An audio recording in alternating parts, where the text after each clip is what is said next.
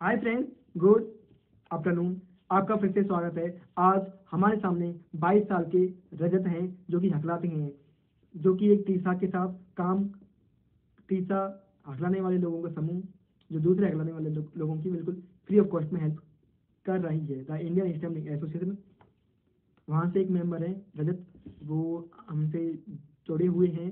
तो देखते हैं, हम उनसे क्वेश्चन पूछते हैं कि उनका क्या इलाज होता है, और जो लास्ट में जो सेशन किया था उसमें जो 21 साल का जो हकलाने वाला था, ये उसको क्या सजेशन देना चाहेंगे, देखते हैं। सो वेलकम रजत की आपने आप हमारे यहाँ इंटरव्यू सेशन में आए हैं। Thank you so much sir. आपने मेरे को ये इनवाइट किया कि मुझे बहुत खुशी है कि मैंने जो टीचर से सीखा है मैं उसको बाकी के हकलाने वाले लोगों को बताऊं, जिससे उनकी हकलाने वाली लाइफ है जो आसान हो, वो अपनी अच्छी किसी लाइफ जी सकें। और यदि उन्हें दिक्कत है तो वो टीचर से जुड़ें और अपने पर हकलाने पर काम करें। और टीचर एक वॉलेंटियर की भावना से प्रेरित है। इसमें स्वयं सेवक हैं जो पहले हकलाते थे, उन्होंने अपने हकलाने पर काम किया, उन्होंने हकलाने की मानसिकता को दूर किया, तो वो आज इसमें काम कर रहे हैं।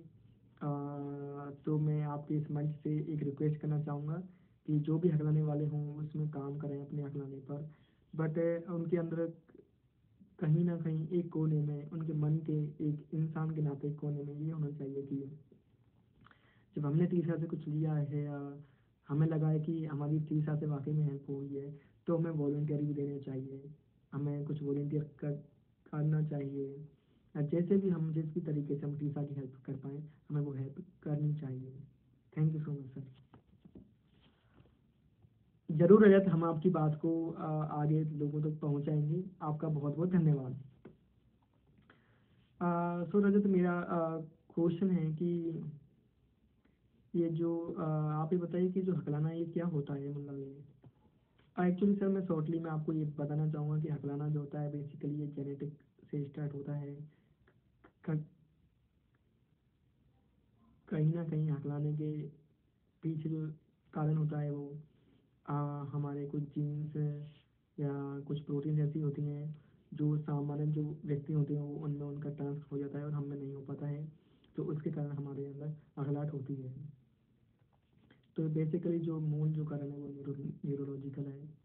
या तो रजत, मेरा आपसे सेकंड क्वेश्चन है कि और भी कुछ रीजन हो सकते हैं कि ये जो बंदे होते हैं वो कुछ कभी कुछ ज़्यादा हकलाते हैं, कभी कुछ कम हकलाते हैं, इनका क्या रीजन हो सकता है?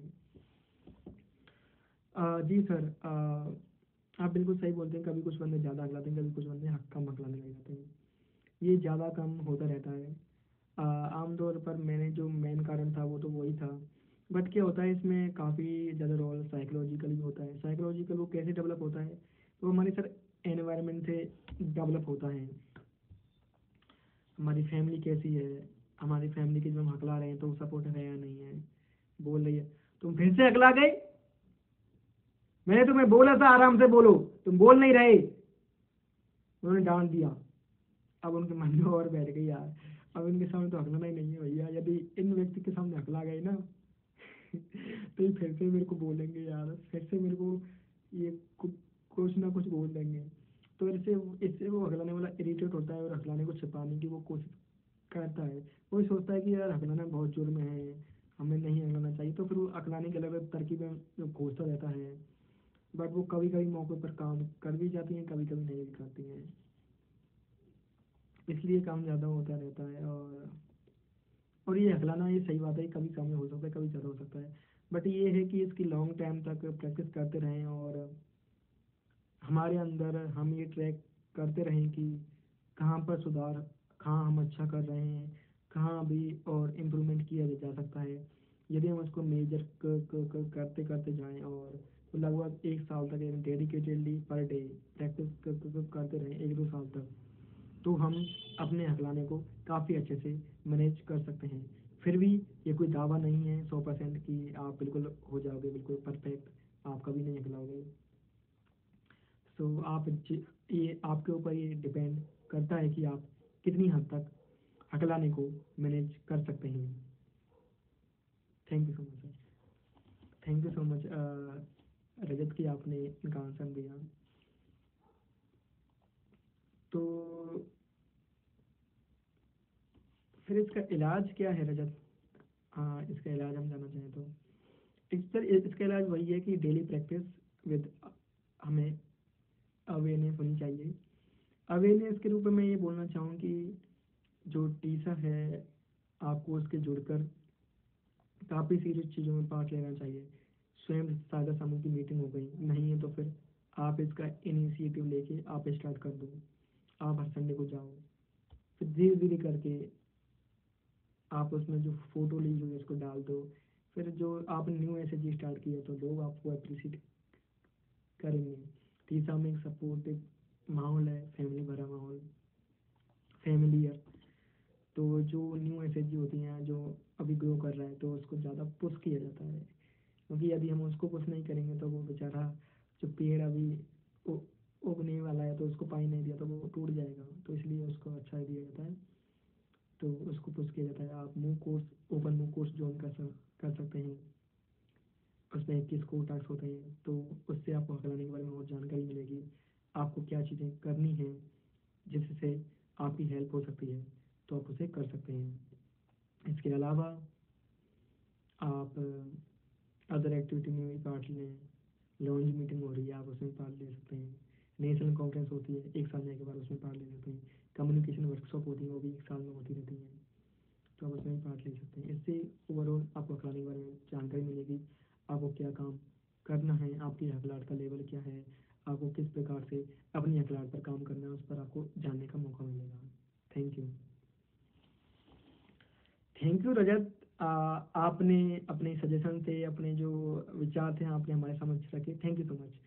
मेरा एक अभी मैं 21 साल की जो हकलाता है उससे इंटरव्यू ले रहा था, तो उसको काफ़ी ज़्यादा झिझक थी और वो काफ़ी ज़्यादा हकला रहा था, बहुत बेहतरीन हकला रहा था, और वो अपने हकलाने से बहुत ही ज़्यादा परेशान था।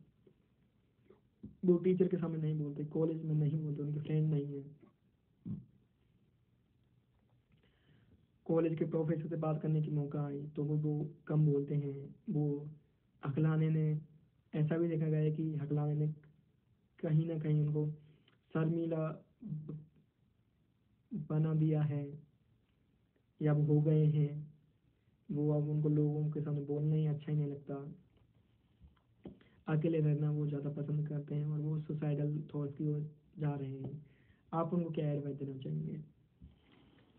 जी सर, आपने बिल्कुल सही कहा कि हकलाने के कारण काफ़ी लोग इंट्रोवर्ट हो जाते हैं वगैरह, और ऐसा होता है, तो मैं इनका एक एक करके आंसर देना चाहूँगा। तो सबसे पहले तो सर, यदि हकलाने वाले बंदे को अपनी झिझक दूर करनी है वगैरह, झिझक दूर करनी है, गिल्ट की फीलिंग दूर करनी है कि मैंने कुछ हकला के गलत तो नहीं कर दिया, तो इसके लिए स्वयं सहायता समूह मीटिंग ज्वाइन करें। वहाँ पर आपकी जो पब्लिक स्पीकिंग जो एक्टिविटी है और जो स्टैंडर्ड टॉक एक्टिविटी है,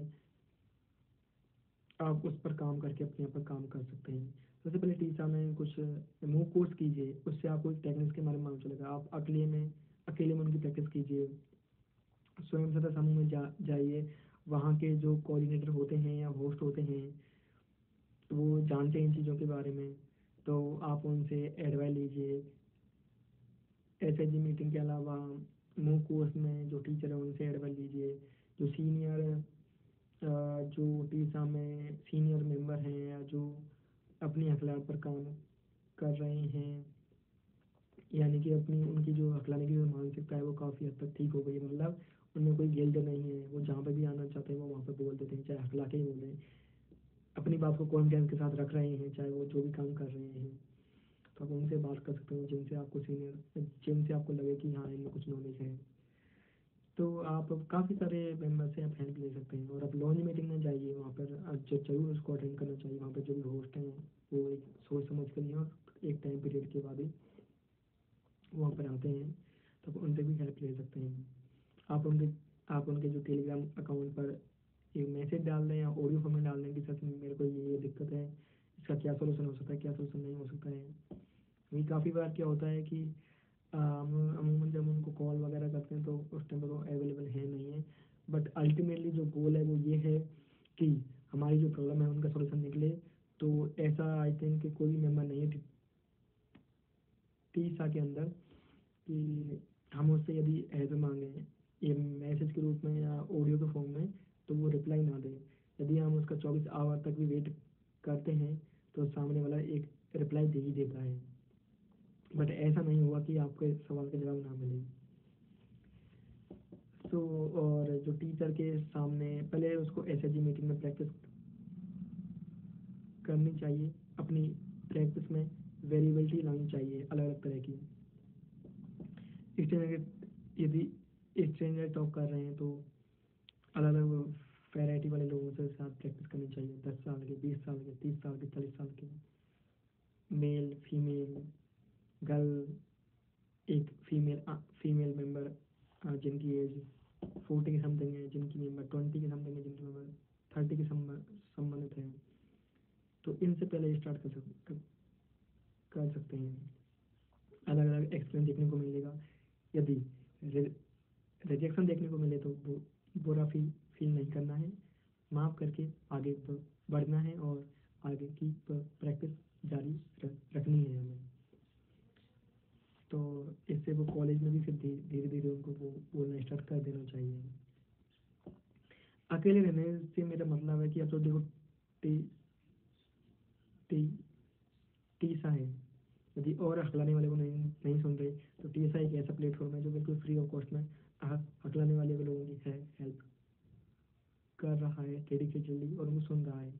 तो यहाँ पे आके आप फ्रेंड बना सकते हो जो आपको अच्छे लगे, जो आपको आपका वो जो वो सपोर्ट करें, या आपने जो भी काम किया आपके काम को अप्रिशिएट करें, और ना भी करें तो बैड फील नहीं करना। क्योंकि क्योंकि ऐसा होता है कि जब आप नए नए पेड़ हो या इनिशियल में तो आपकी सभी हेल्प करते हैं, जब एक मैच्योरिटी के बाद आ जाते हो, क्योंकि यही नियम है सर्वसाथ का। जब हमें अपने माँ बाप होते हैं वो जब हम छोटे होते हैं, जब हमने कुछ लायक नहीं होते तो वो हमें सभी चीज़ों को से सिखाते हैं। तो वैसे ही यहाँ पर है, आपको सारी चीज़ें से, से, सिखाई जाएंगी। वो बहुत सारी चीज़ें होंगी जो आप नहीं जानते हो, आप उनसे पूछोगे तो आप वो आपको ब, बताएंगे। बट फिर उसके बाद में आपका भी फर्ज बनता है कि और जो हकलाने वाले लोग आए वो आपसे हेल्प मांगे तो आप उनकी हेल्प देना, चाहे जो भी हो, जैसी भी सिचुएशन हो, आप कितने भी बिजी क्यों ना हो। यदि कॉल पर नहीं तो मैसेज या ऑडियो के फॉर्म में आप सभी चीज़ों को रिप्लाई दे देना, आपकी ये फर्ज है। यदि आपको आ रहा है लेट नाइट में थोड़ा सा ज़्यादा भी जागना पड़ रहा है तो आप उनका रिप्लाई देना ही चाहिए, यदि आपसे किसी ने हेल्प मांगी है तो स्टेमरिंग से रिलेटेड। और ये सही बात है कि जब हम अकेले रहने लग जाते हैं तो काफ़ी लोगों से बात करने पर मैंने पाया है कि एक आध बार या कभी कभी उनमें सुसाइडल थॉट्स आ जाते हैं कि मैं ही क्यों, मतलब क्या ही मतलब इस लाइफ का। बट ऐसा नहीं है, इसके बियॉन्ड भी काफ़ी सारी चीज़ें देखी जा सकती हैं। तो आप मूव कोर्स ज्वाइन करेंगे तो उसमें आपका एक आप उसको करके हल्का फील हो जाएंगे और जो ऐसे फ्रेंड्स है वो आपकी और मजबूत होगी। फिर आप हकलाने से रिलेटेड है जो उससे सारी चीज़ें जो जूझ रहे होते हैं उनसे आप दूर हो जाएंगे। और जो आपको लगता है एक अच्छे इंसान या जिनसे आपको कुछ सीखने को मिल सकता है, आप उनके साथ आइए और उनसे ज़्यादा वार्तालाप करते रहिए। और आप भी पॉजिटिव उनसे क्वेश्चन पूछें, आप भी उनके साथ पॉजिटिव रहें और वो भी आपके साथ पॉजिटिव रहेंगे। तो ये मेरा 21 साल के उन जो पहले वाले जो र- र- रजत है उनसे मेरा बोलना है कि वो ये चीज़ें कर सकते हैं, वो टीसा को ज्वाइन कर सकते हैं और भी काफ़ी सारी चीज़ें हैं वो कर सकते हैं। So thank you so much. धन्यवाद रजत यार, आपने आप टीसा से जुड़े, मतलब आप काफ़ी वो किया एंड आपने काफ़ी अच्छी अच्छी एडवाइजें दी। तो ज़रूर आपसे बातें करके मेरे को अच्छा लगा। और आप में वाकई में चेंज आया है 2021, मतलब 1 डेढ़ साल में आप में अकलाने वाले, आप पहले मैंने अपना अखलाक का लेवल देखा था, आपकी थिंकिंग देखी थी, आपकी सोच देखी थी, अभी आप में काफ़ी चेंज आया है। तो मैं आपको शुभकामनाएं देता हूँ, आप ऐसे ही अपनी ग्रोथ धीरे धीरे करके अपनी ग्रोथ करते रहें और दूसरे हकलाने वाले लोगों की हेल्प करते रहें जो वाकई में हकलाने की नीड है, जो वाकई में अपने हकलाने पर काम करना चाहते हैं। और आप ऐसे ही दूसरों को पुश करते रहिए और खुद भी सीखते रहिए और आपकी लाइफ में ग्रोथ हो। Thank you so much.